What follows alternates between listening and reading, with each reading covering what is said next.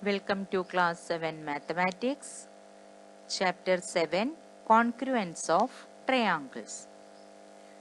In the previous class we discussed about congruence of plane figures and correspondence of triangles and how the correspondence lead to congruence.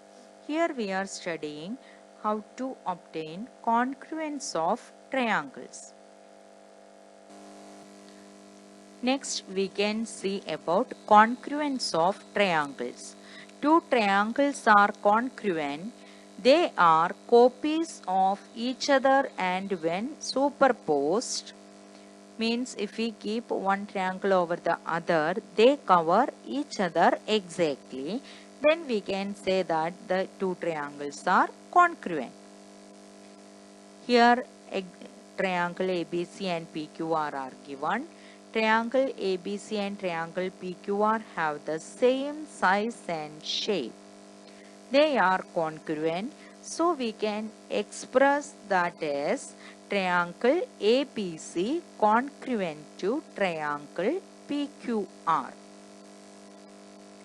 This means that when you place triangle PQR on triangle ABC, vertex P falls on A and vertex Q falls on B and vertex R falls on C, and in all other correspondences it will not congruent.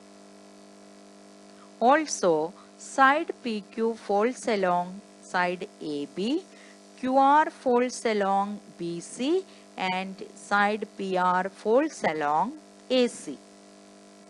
If under this correspondence two triangles are congruent, then their corresponding parts means angles and sides that match one another are equal. That means if two triangles are congruent, then we can say that its all angles are equal and its sides are also equal. In the above two congruent triangles, we have corresponding vertices as A and P, B and Q, C and R. Corresponding sides are AB and PQ, BC and QR, AC and PR. Look here, AB and PQ. Vertex is matching A with P, so you must write down AB and PQ, not AB and QP. It is different. AB and PQ only, because vertex A corresponds to P and vertex B corresponds to Q.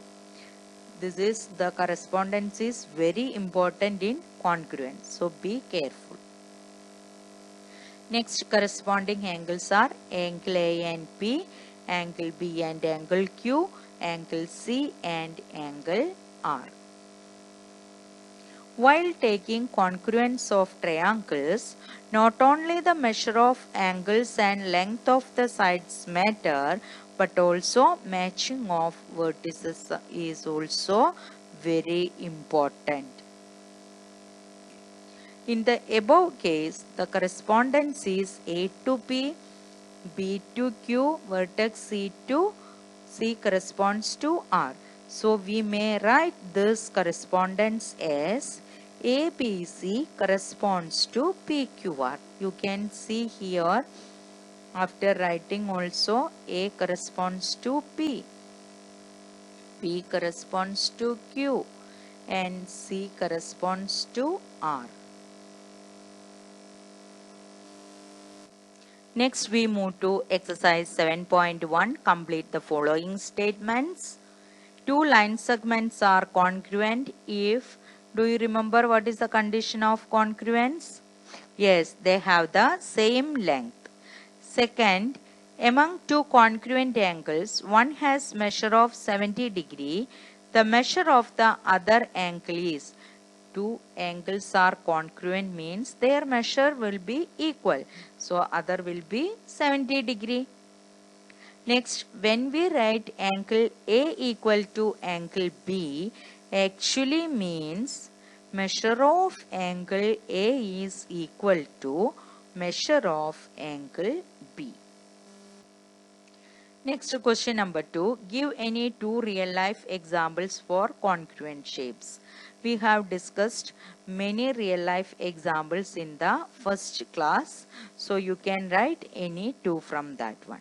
Here I have written, for example, biscuits in a pack, notebooks in a dozen, pencils we brought in a bag, etc.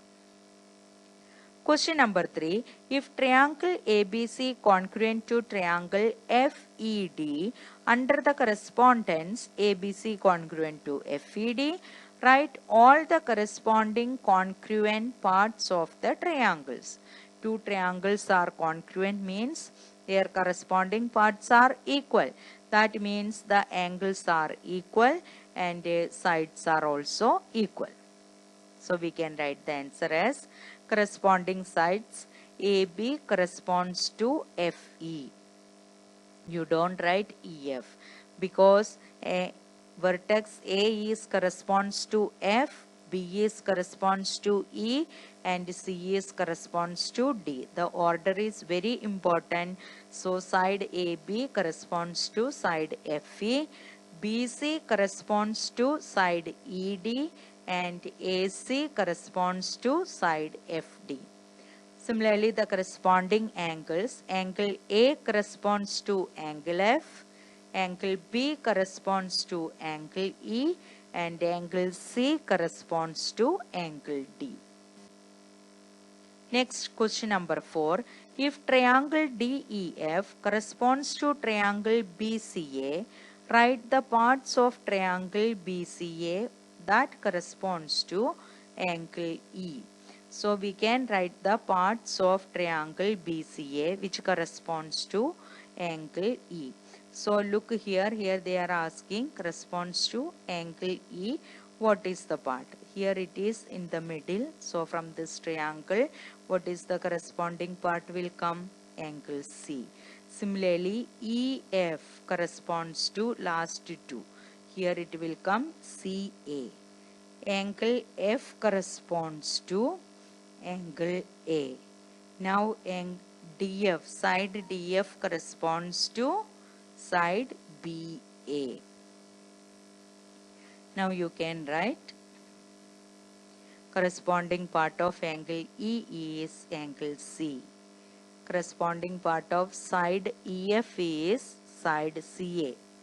Corresponding part of angle F is angle A. And corresponding part of DF is side BA.